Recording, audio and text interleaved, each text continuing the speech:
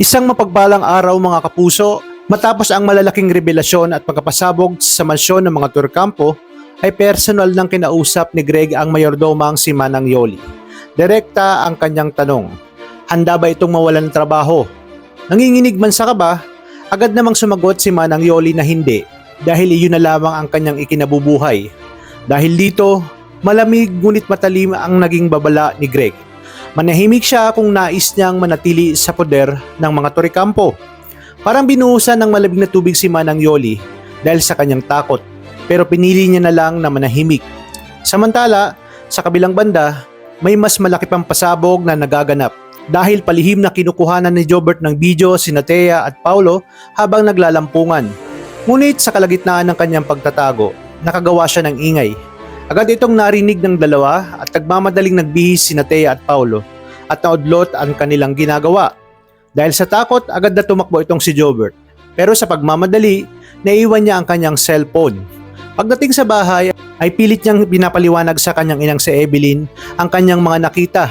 Ngunit dahil sa kanyang kondisyon, hindi agad ito naintindihan ng kanyang ina. Kinabukasan, isang hindi inaasahang pangyayari ang tuluyang magpapasabog ng katotohanan. Habang naglalakad, si Ashley ang nakakita sa naiwan na cellphone. Walang kaalam-alam sa laman nito. Agad niya itong dinala sa kanyang amang si Edward. At si Edward naman ay ibinigay ang cellphone dito kay Marge. Ngunit bago pa man tuluyang makontrol ang sitwasyon, may isang nakasilip at gustong makuha ang cellphone. At ito nga ay walang iba kundi si Paulo. Ngunit hindi pumayag si Marge at sinabi na personal na gamit yun ni Jobert.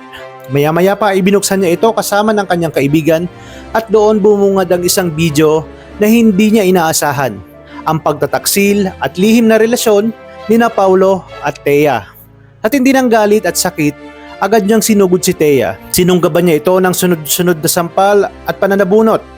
Nabigla si Thea at hindi nito maintindihan ang nangyayari. Sa harap ni na Regina, Greg at ng mga katulong, ibinunyag ni Marge ang buong katotohanan.